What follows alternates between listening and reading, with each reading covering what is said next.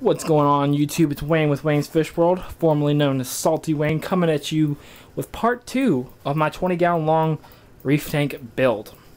And I basically completed the framework of the stand. Now I'm going to go through it step by step and show you what's going on, what I used, and of course of all, I got to put Squirrel back in the video. Okay, to clear this up, the rabbit's name is Squirrel. It's a male, and the reason I named him Squirrel is because when he was born, stop that. I had a male rabbit and a female rabbit, and I thought they were both girls. Well, what happened was one was a boy, and I said, man, that rabbit's gay, humping each other. And then, you know, the girl rabbit didn't look pregnant. She really didn't. And then one day, there was a couple babies in there, and Squirrel looked like a baby squirrel, so we named him Squirrel. Weird name, but it suits him well. Alright, so the framework. How do I build this stand? How did I do it for you newbies out there? Now, like I said earlier, building your own stand is beneficial to you in several ways. And if you're young, it's beneficial to your parents. 1, it's cheap. 2, customization. And that's the best feature. I'll tell you how much I paid for this. I got my wood at a local hardware store. So it's a little more expensive because it's better wood. It actually came from Culpeper County in Virginia, so it's actually local too. But this wood's a little more expensive because it's better quality. But I paid a box of nails, 5 2x4s was $19.98, and I gave it 20, so basically 20 bucks, and I had an extra 2x4 laying around. So if you get it at Lowe's, it'd be a little cheaper. So it would probably be equivalent of 6 2x4s took me to build this thing, and it only cost me 20 bucks. And you could only use 5 because these 2 frameworks right in between here, I don't need them. So that's just something that's custom to my stand, because I'm going to go into that a little later. But how I built this stand, as you can see, you've got your basic frame. The frame is what goes around here to basically hold the stand up. Oh, here's a sticker right here. You can see Culpeper. Culpeper. Boom. Well, the framework goes around here, and in the frame you've got to have a cross support. All depending on the size of your tank and the weight of your tank and the dimensions, you might need more cross supports. Now with the 20-gallon long, you only need 1. This entire stand is made out of 2x4s, all salt treated. Now the reason I got treated wood is because treated wood doesn't rot, and if you put stain on it, it's even better. It won't rot, it'll last longer. But treated wood is the best in my opinion, and if you're going to have a stand holding water and you're going to be putting water around it, you don't want water on untreated wood that will rot eventually. So the framework is the same on top and bottom. It's 36 inches long and it's 12.5 inches wide. In between I cut a 9-inch board. 9 inches, 9 inches, 9 inches. Now do I use screws or did I use nails or bolts?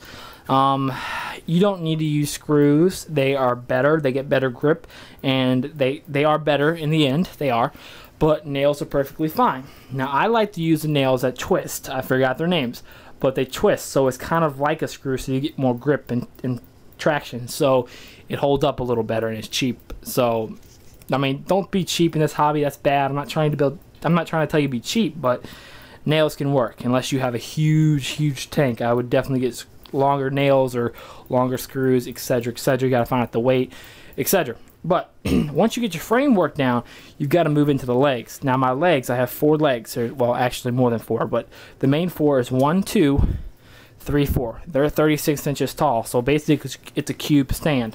Now you can see I do have more legs. This is not needed on a system this small, but I mean I only have it on my 125. It would help, but these supports right here under the frame help, you know, take okay, all the weight is on these 2 nails. Well, since this is holding it up a little more, it's kind of taking the weight off these 2 nails and putting some of that weight on this 2x4 right here.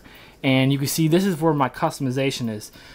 This part right here, these 2 boards, it's not needed, and you can see it's 2 right here, but it's not needed, but it helps for 2 things. 1, it's keeps the stand pretty sturdy, and 2, this is where my DIY customization part came in. This is where my auto top-off system is going to be on top of here. Now I can't fit a 10-gallon on here, but I'm going to maybe a 5-gallon or some kind of container or something that's transparent. And here's another great part. The sump's going to be here. My Micron sock is going to rest right here. So PVC pipe, Micron sock, goes right into the sump. That's pretty awesome. So is it done? No, it's not done.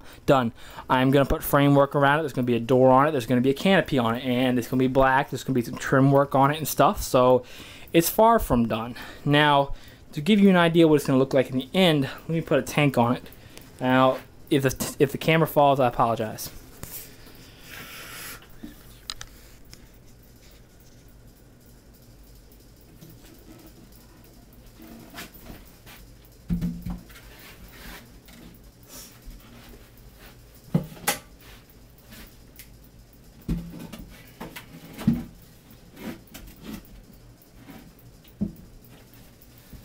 Alright, that's good. It ain't gotta be perfect. So you can see I've got a 20-gallon long on top with clearance on each side because I'm gonna use 36-inch light fixtures. Intense lighting so I can grow whatever the heck I want in this tank. And you go underneath, and I'm not gonna get into this too much. I'm gonna make a sump video later on because I have to plan it out all the way first. I haven't decided on what kind of protein skimmer I'm going to get, where the protein skimmer is going to go, and the sump really can't be completely planned out until I figure out what kind of protein skimmer I'm going to get and where it's going to be in the system. So basically water's going to flow down through the holes I'm going to drill, and the Micron sock is going to be right here, and it's going to rest on top of here, flow into this part. This part's going to have a deep sand bed, bunch of macroalgae, return pump, titanium heater. And for all the people that keep saying, where's the seahorse? Where's the seahorse at? The seahorse is going to go in the sump with the macroalgae, so it's going to be in like a natural habitat. That's going to be awesome. And on this side right here, I'm going to put another 2x4 probably right here. And I'm going to have my B-Ionic right there. My auto top-off system will set right here and gravity feed with a ball valve. A float valve. And it's going to basically keep the water level the same and keep the salinity the same. So in a nutshell, that's what's going on. Stay tuned to the next part, guys. Comment, rate, and subscribe. Any suggestions, let me know.